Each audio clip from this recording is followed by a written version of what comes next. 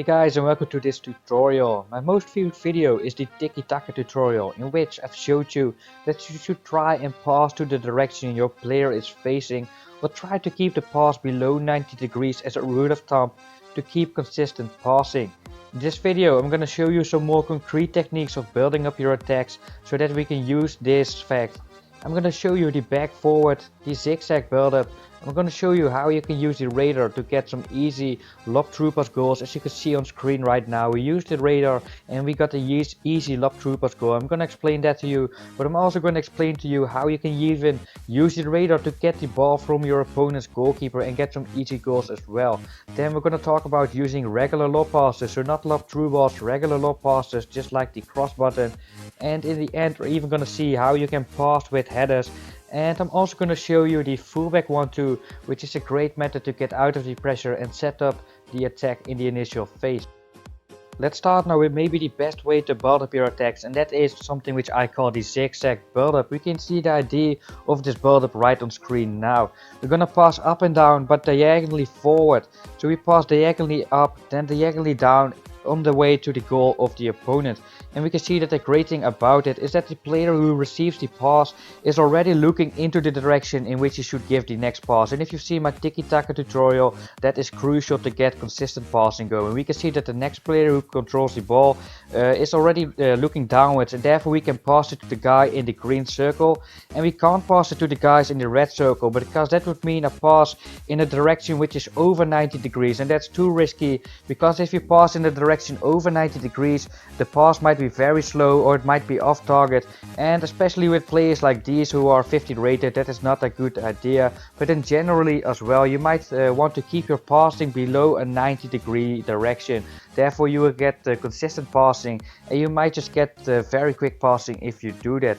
You can see here that there's a great opportunity to get at the zigzag build-up attack going, and therefore we got two first touch passes which are very accurate and quick as well. So this is a great way to get first touch passes to be quick and accurate, and that's why I sometimes get very nice passing goals. We can see that the opponent left a gap, and we can see that this is the opportunity to get the zigzag passing attack going, and we can even do a third additional zigzag pass to that. And it's a great way just to get that 3 quick passes, and after those 3 quick passes we got into the space, then we could give that easy through pass. We do 4 zigzag passing attacks, and now we're into the space, and that means that we can do an easy goal yet again. We got into the space because of those 3 first touch passes, and the zigzag build-up attack made it all possible. We do 1, 2, 3, actually even 4 zigzag passes, and that's then we're through on the wing, and now it's easier. Simple ground course, we get the goal, and we can see here again the zigzag passing, 3 first touch passes, actually even 4 first touch passes in a row,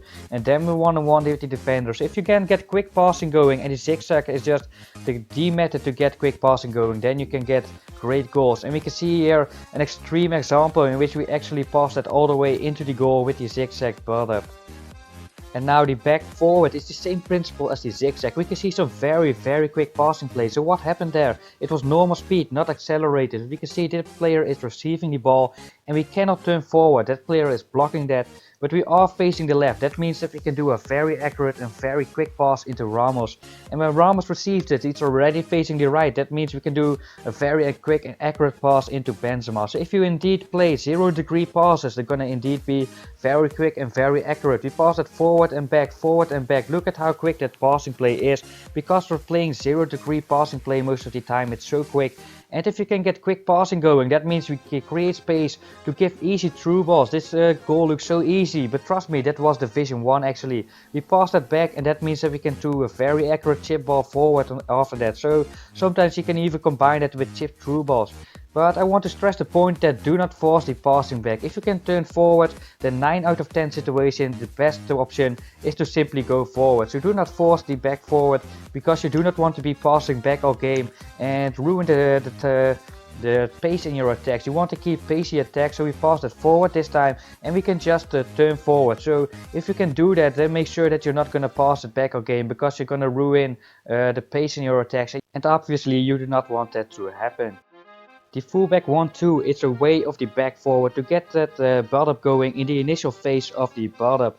We were a little bit under pressure there, but it's a great tool to actually get out of the pressure in the initial stage of the build-up. As said, you can do a 1-2 with your fullback, you pass it into the winger or the central midfielder or striker, whatever, and you just pass it back into the fullback and you can get the attack going. But again, I want to stress the point that if you can go forward, then just go forward. Do not pass that back into the fullback. And we can see here already, we opened up the play with a regular lob pass, and we're going to show you in the next section how we can use the radar actually, so how we actually spotted that space. And we can see here again that we pass that back because we're under a little bit of pressure, and we use the radar again to get a great creative pass forward there. And we're going to check that out right now actually, how we can use the radar. We can see on the radar that the right striker is making a run and he's not covered, so let's just throw that lob pass. It's not 100% the goal, but it's 60% one-on-one, so we want to take that risk. We want to throw that lob pass on top of Ronaldo. So when do you want to check the radar? Usually when you're on the wing, so with your winger or most likely with your fullbacks. With your fullbacks you're often gonna get a lot of space, and we spot on the radar that the left winger had a lot of space indeed, and therefore we had a lot of space now with Götze. And we actually, I think we're gonna get a goal of that eventually. We passed it in the Lewandowski because we had that much space. So if you have the ball with your fullback, you often have time to check out the radar. That's when I most often do it with my fullbacks, but also with other players on the wings. You usually have some time to check out the radar, see what's going on, pick out the player on the other side of the pitch. And we can see here again, we're in the initial phase of the build-up, but we saw that the left striker was open. So why play slowly if we can just directly throw a regular lob pass on top of him? And we can see here how we can use the radar to actually take the ball from the opponent's goalkeeper. Usually when your goalkeeper has the ball into his hands, it takes a lot of time to throw that, longer than most opponents actually realize. And you have the time on the radar to get in front of the player in which you anticipate him to throw the ball to. But you do have to switch players with the right stick in order to be quick enough there. The through pass to the side, I visited this point briefly in my tiki-taka tutorial, but I want to visit it again because it's absolutely crucial to get fluid passing play going and get you some great goals. If I press the regular pass button, it's gonna give the red pass, but I want to give the green pass so that it will be fluid passing play, and I get a fluid attack, which I do need. So we passed it with the triangle on PlayStation. That is the through pass button on Xbox, so that you will pass that in front of the player who is about to receive the ball. So if you play the ball to the side, you can also use through passes. That's the point of this section. I want to give that pass in front of the player, and because I gave a through ball, Busquets was able to pass that first touch forward. So that's very important and a great way of actually using this button. We want to give that ball in front of the players in a lot of situations. We got a great zigzag attacking going here, and we want to pass that ball in front of Alba actually. We want to give that in front of him, and therefore we were able to get a great fluid passing play and pass that first touch again. We want that pass in front of him.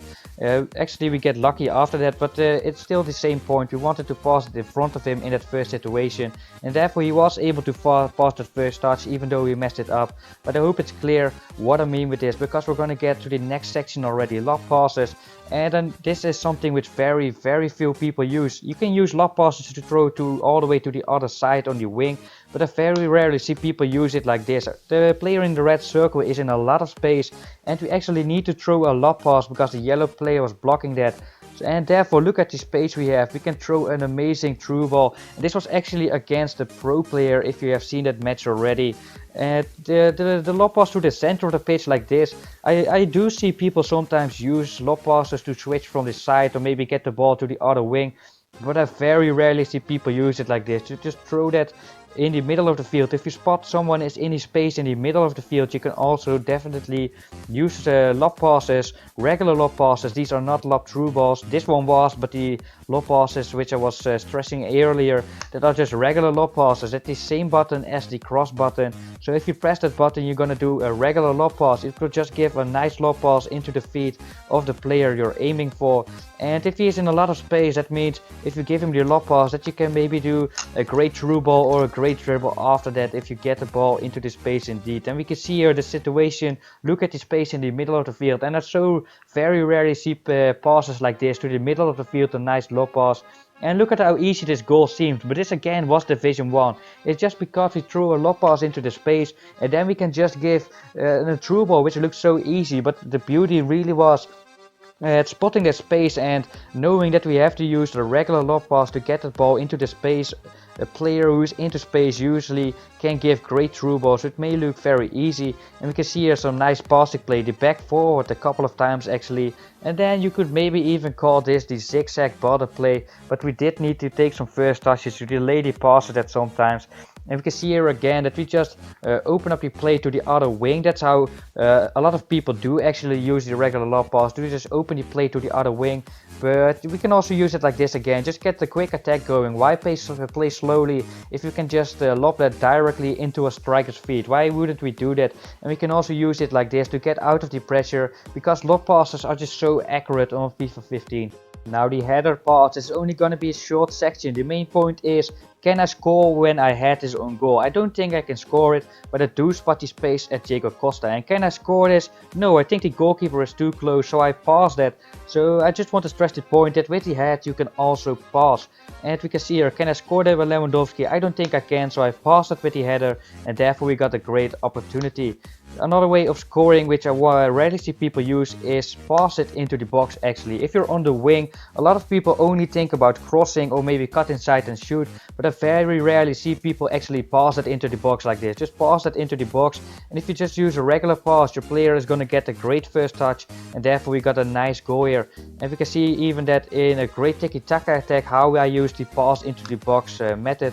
You get that ball onto the wing now to Alba, who was in a great space, and we can see that there's a great gap to pass through. And if you see that, then we just use the regular pass into the box, just the regular pass button, and therefore it's a great first touch. And we were able to continue a great tiki-taka attack, which we finished with the back forward build-up play method. Now this is a match against a professional player again, and we're gonna see a lot of methods which we discussed here. We open up with the lob pass, then we do the back forward, the 1-2 with the fullback actually to open up the attack and actually start our attack. Then we do the first touch Berber spin, on which I will do a video too. Then the ball gets to Benzema. We use, just like in the face dribbling tutorial, the protect the ball on the wing, and then we use the pass that into the box method. Then the first touch fake shot, just like in the fake shot tutorial. And you can really see how all these methods of building up the play actually add up. We do a great zigzag attack here. But that's actually going to be the end of this tutorial. If you enjoyed, then please leave a like, subscribe to my channel. This is SOETIE. See you next time.